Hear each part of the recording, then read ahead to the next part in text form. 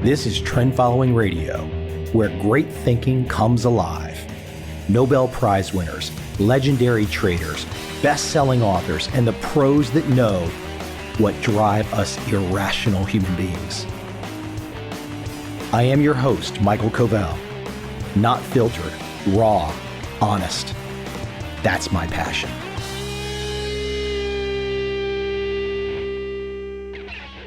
My guest today is Walter Williams, professor, economist, commentator, academic. He is the John M. Olin Distinguished Professor of Economics at George Mason University, which happens to be my alma mater. This is Professor Williams' second appearance on this podcast. It's been several years in between episodes. This podcast has so many different guests on, but recently I said to myself, my gosh, it's time to have Professor Williams back on. He is so clear-minded, so practical, and he's 83 years young.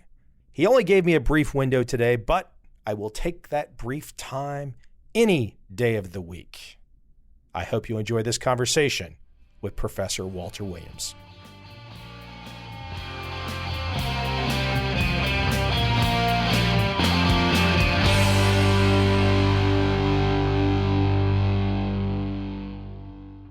So, Professor Williams, in advance of this call, I was thinking all the rage right now in the media coverage is this young lady who's in Congress, AOC. She's like 29 years old, and she's talking socialism. And many young people really like what she's saying. I would love for you to take your best stab. Let's assume many of these people are good-intentioned. They just don't know what you know. Where would you start with young people that are embracing this young lady's position in Congress, this socialism position? Where would you start with young people to persuade them that maybe this is not such a good idea? I think that many people think that socialism is the same thing that we see in Scandinavian countries. They say, well, gee, Sweden is a socialist country and everything's fine there. But it turns out that probably you would not want to call Sweden a socialist country. It experimented with socialism for about 20 years, but it went back to a market system. Now they have a huge welfare system that might be characterized as socialism, but from the productive part of Sweden, it is not socialism. And matter of fact, Sweden has a number of characteristics that socialists would find offensive, such as no minimum wage law. They have educational vouchers. They have very, very reduced regulations. And this would not sit well with the socialists in the United States Congress.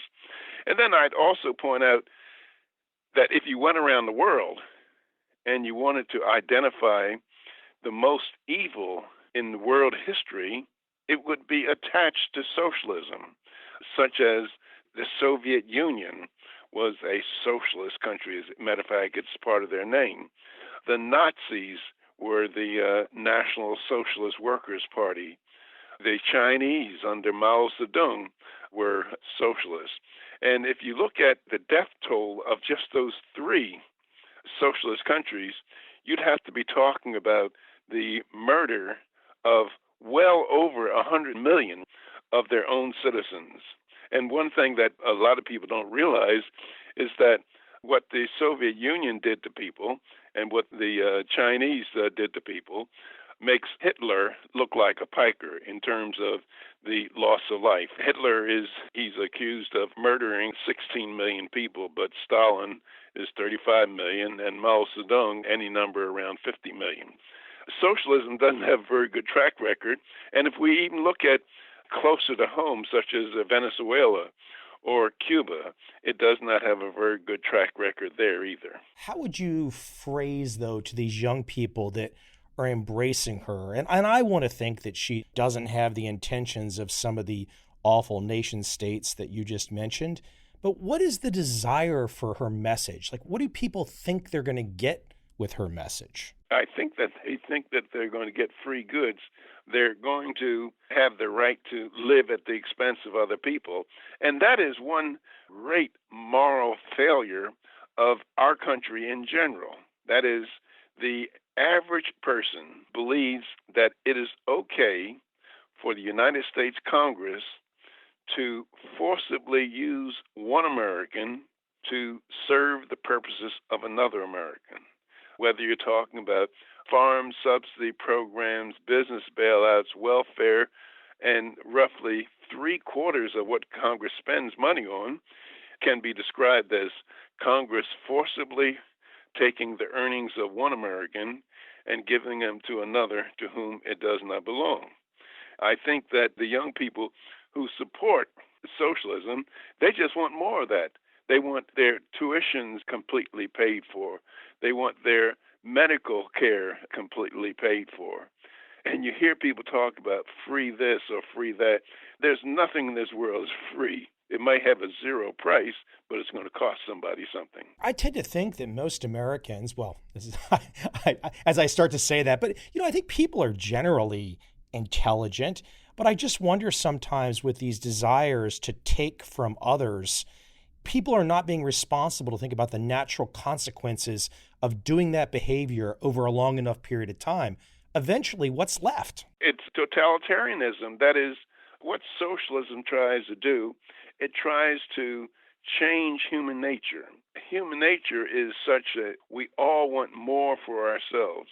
We all tend to believe that what we produce belongs to us. Now, when you talk about socialism, you're talking about trying to change human nature, and you're talking about doing some very bizarre things. I mean, take the socialist members of Congress, or you take a socialist young people, and you say, well, look, you ask them the following question. Suppose somebody like Walter Williams agrees to pay his share of the constitutionally mandated functions of the federal government that are enumerated in Article 1, Section 8 of the United States Constitution. But he will not have his earnings going to farmers, going to bailout people, and going to food stamps.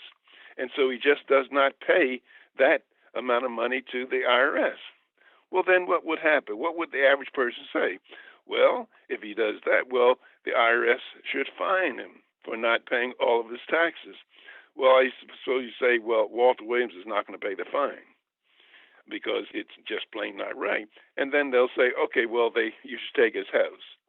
And I say, well, that's my house. And they'll send armed agents to take my house, and I'll be armed trying to defend my house, and they'll kill me. If you disagree with what the socialists call for, namely the redistribution of income, if you disagree wholeheartedly and act upon the disagreement, the ultimate end is death. Professor, I have to ask a personal question at this moment before I jump back into some of these really big picture issues. What has made you such a clear thinker? How did you develop this clear thinking I love listening to you. I know other people love listening, but what has enabled you to find this voice of clear thinking? I wasn't born with it, and I did not always have it. And if you say, well, do your best to identify where you got clear thinking, I got it from being 83 years old, and I got most of my education before people started worrying about student self-esteem, and they didn't mind telling me I was damn wrong. Also, I got virtually all of my education before it became fashionable for white people to like black people. When I got a C, it was an honest-to-God C in class. When I got an A, it was honest-to-God A. Nobody's feeling sorry for me, and they read me the riot act when I was wrong. Is there one particular person, excluding family? I know your mom was very important in your life, but excluding family, was there a particular person or reading a book that really started you down your path? I think that a lot of it happened in graduate school at UCLA. At UCLA, they just didn't play games with students. Matter of fact, when I took the PhD theory exam, 16 students took it, 14 flunked. And I was among the ones that flunked. And they called me to the office. They called students who flunked to their office to decide whether they should be allowed to continue in the program. And one of the professors told me in this committee of 3 people, Walter, your exam was among the worst. But we think that you can do better. And so they gave me all kinds of reading lists, and I was supposed to meet with them to go over the articles. And sometime I left their office feeling like 2 cents, and then the other times I felt like $1 million because I had gotten it right. The point is that my professors, particularly at UCLA, they were very humane. That is, they gave me help in the most constructive form of it. And I often tell people that had I gone to Harvard or Yale or Berkeley, one of these more leftist schools, they would have felt sorry for me and they would have passed me, and I would not be as good an economist as I am now. If you were coming along today, you might have made a different choice. You might have gone to one of the more left-leaning universities. Oh, yes, that's absolutely right. And I kind of stumbled into UCLA by a series of mistakes. Let me lay something out for you that I've been thinking about recently. I'm really wondering about the politics of America, and I'm wondering, and I'm really curious your view, will America ever cease its debate about race, gender, and religion? Or is this going to be the forever for America? Of course, you and I cannot predict what will happen past our lifetimes, but it sure looks like this trend. There's too much power to have these hot potatoes, these hot coals out there in the hands of politicians. And a certain number of voters love these issues. It just seems like these are going to be issues that America is arguing about forever, never to stop. It surely appears that way. In the case of race, I think that racial discrimination in our country could have earned a well-deserved death. But there have been so many people around who profit from giving it life because it means more power and more control to them from either the financial point of view or from the political point of view. And the same thing is happening with sex. People benefit from saying, well, gee, women are discriminated against. They only make the 70% of the income that men make, and all kinds of rhetoric like that, and that empowers feminists. So I think that these are issues, race, sex, and religion, are issues that provide a lot of fodder for people's hidden agendas. Let me take you back to my AOC example. Let me just pretend that you're on the subway somewhere in America. You're taking the train, sitting next to a young person, and the conversation comes up. And the young person starts to ask about you, your experiences, your career. And invariably, you end up mentioning liberty. And that young person says to you, well, Professor Williams, I don't know about liberty. And, you smile. What do you say next? I think even intelligent people in America don't think about the concept of liberty enough. And that's really all we've got as Americans. And when that's gone, there's no more America, is there? No, that's right. I think that when you look at the issue of liberty, you have to kind of step back a few steps. I tell people my initial assumption is that I own Walter Williams. I am the property of Walter Williams. And you are your property.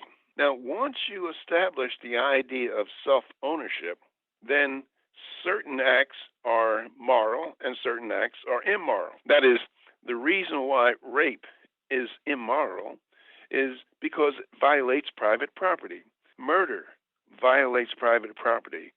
Theft violates private property. And so you can say that, well, gee, liberty is kind of a fuzzy concept in and of itself. But as I said, if you make the assumption that we each own ourselves, then certain acts are moral and certain acts are immoral. So we might call that liberty. That is, when people are not violating others' private property by stealing from them, from raping them and murdering them and interfering with them. You can call that liberty, but really what it is, it's acknowledging private property. And I'd also tell the person that I think that helping one's fellow man in need is very, very important.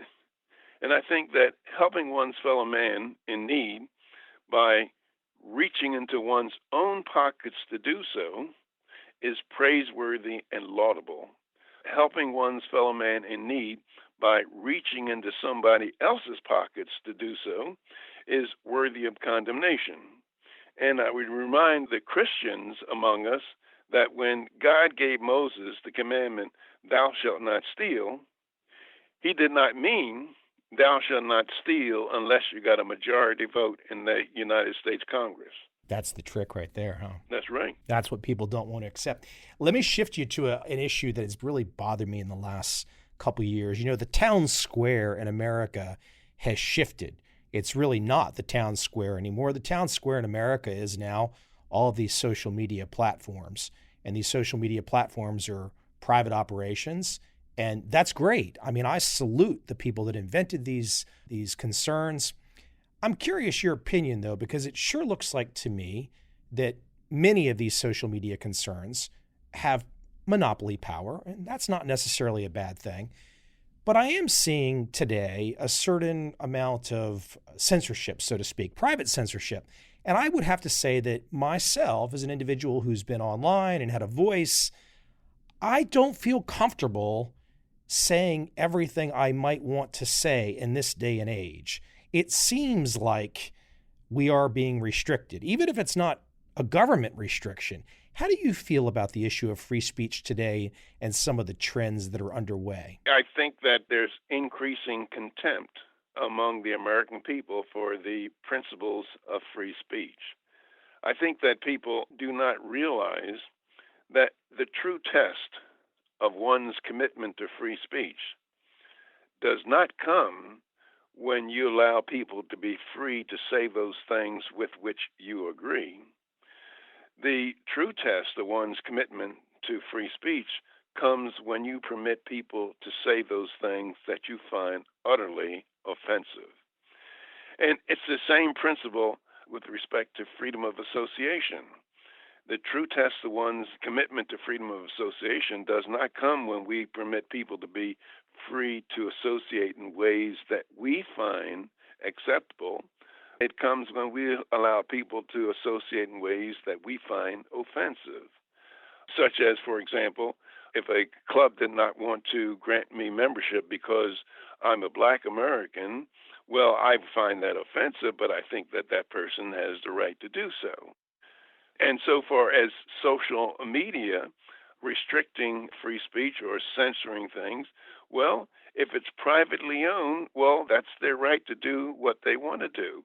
And what I would just urge is that there not be any restrictions on competition, that is, for others to enter to be able to compete with the various social media who think that it's their right to censor people. Well, that's the tricky part there again as well, is that we kind of don't know as outside observers. We really don't know the power that social media concerns are exhibiting in the halls of Congress. Because we all know, for example, there has been no search engine competition for Google for over a decade. There's no known competition for Facebook. Twitter does its own thing.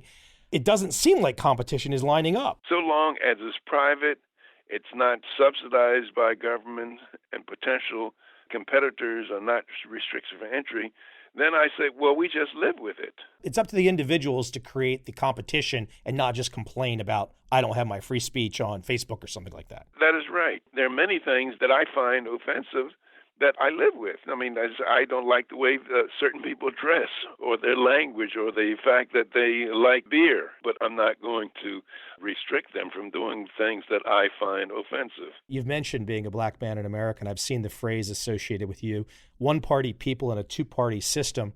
I've also seen some comments that you have made about Kanye West supporting the current president. Are we going to ever see a situation where more African-American, more Black people in America will say, gosh, I kind of like Walter Williams' pragmatic view. This makes a lot of sense to me. And if I'm going to support this one particular party, maybe I should get something more back for it. Maybe I'm not getting enough back for my support of that one party. I think there's a movement towards that. But back in the 1970s, I have a very good friend and longtime colleague, Thomas Paine. And we've been friends for over 50 years. And back in the early 70s, he said to me, Walter, if we're going to play pinochle, have a pinochle game among conservative Blacks, it would have to be cutthroat because it wouldn't be enough for it to have a partner. But however, that's no longer true. There's an increasing number of Blacks that are questioning the conventional wisdom about Blacks.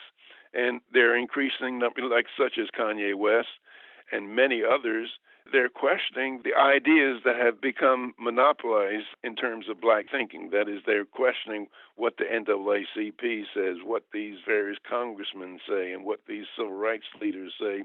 They're beginning to question it. And I think that maybe 40 years from now, black Americans may be the most conservative people in the United States. The reason why is that blacks may come to realize that they've been victimized the most by liberal ideas. The welfare state has done to black Americans what slavery could not have done, the Jim Crow and the harshest racism could not have done, and that's destroy the black family. That is, the black family is a mere shadow of what it was historically. And a lot of people don't realize that even in the late 1870s, black families were not that different in terms of composition, mother and father, as families of other ethnic groups. Even during slavery, more black kids lived in biological mother and father households than live today.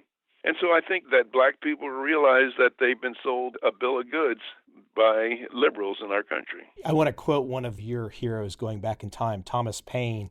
He who dares not to offend cannot be honest. And I'm sure in your last few minutes right there, I'm sure someone listening will be offended. But then they have to really think, hold on, was he speaking the truth? That becomes the issue. People can be offended, but is Walter Williams speaking the truth? Sometimes when people are offended, they automatically assume that the person cannot be speaking the truth. I've only got a few more minutes with you, but going back in time, I know it was a big influence on you, and I just mentioned Thomas Paine. Would you care to give my audience kind of a brief synopsis about why his work, Common Sense, was so important to you as a young man? I've read Common Sense on any number of times, and what Common Sense represented, Thomas Paine was a pamphleteer. He was trying to get the American people to rebel against the king, to rebel against unjust acts by the King of England. And he said very, very wise things about the need for government, but at the same time keeping it very, very small. But I'd also say that the Federalist Papers, I cannot think of a set of documents that were more brilliant in American history than the Federalist Papers making the case for ratification of the United States Constitution and making the case that government was going to be very, very small. Matter of fact, if you read Federalist Paper 45, which was written by James Madison, the acknowledged father of the Constitution, you realize how far we have traveled from the vision that was around for us in 1787. And in Federalist Paper 45, James Madison was trying to explain the Constitution to the citizens of New York and others and why it should be ratified. And he said, and I'm virtually quoting him, he says that the powers that we've delegated to the federal government are few and well-defined and restricted mostly to external affairs. Those left with the people and the states are indefinite and numerous.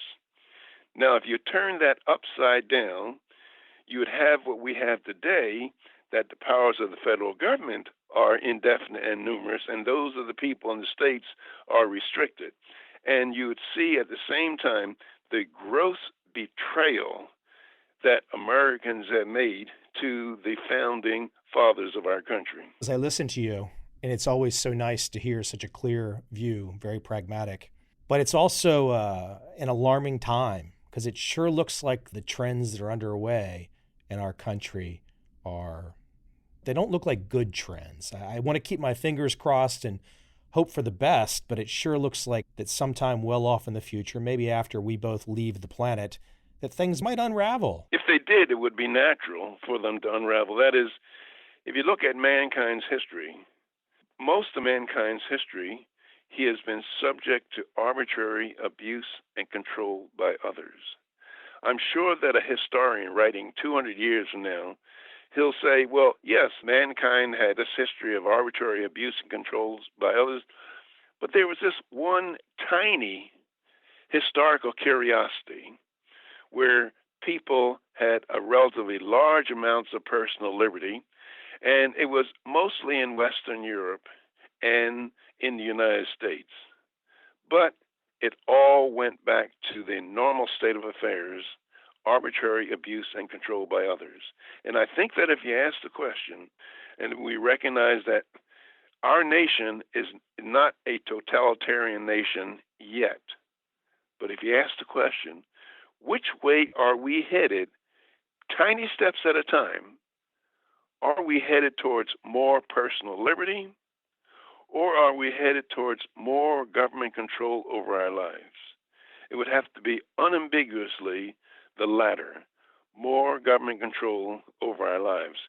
So I'm suggesting that personal liberty is not a politically stable set of affairs, and it will always degenerate into totalitarianism or some form of restrictions of personal liberty. People can use their liberty to destroy liberty, can't they? That is absolutely right. Professor, I appreciate you taking the time today. Hey, is there any place we can send people to? You're easily found everywhere on the internet, but is there a particular website or any place you'd like to direct people to? My webpage is walterewilliams.com, and it has all of my publications and a bunch of videos, and it has my life there. Sir, I appreciate you taking the time today. It's always nice to speak to you. As a George Mason alum, you were helped to push me along to having so many Mason economists on this show, from Vernon Smith to Dan Klein to Peter Boettke, Peter Leeson, Tyler Cohen, Robin Hanson, Brian Kaplan, and yourself. I appreciate you taking the time.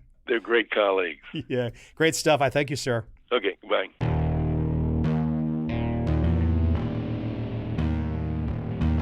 I see a time when those awake will understand how to make money in up, down, and surprise markets. Whether new trader or experienced, college student or financial advisor, protecting against a crash or just trying to make a lot of money, trend following offers everyone an answer in uncertain times. To get started immediately, send me an email, michael@covel.com. I will send you the right trend following steps to take along with my free video. But if you want to buy and hold, trust the government and trust Wall Street, this is absolutely not for you.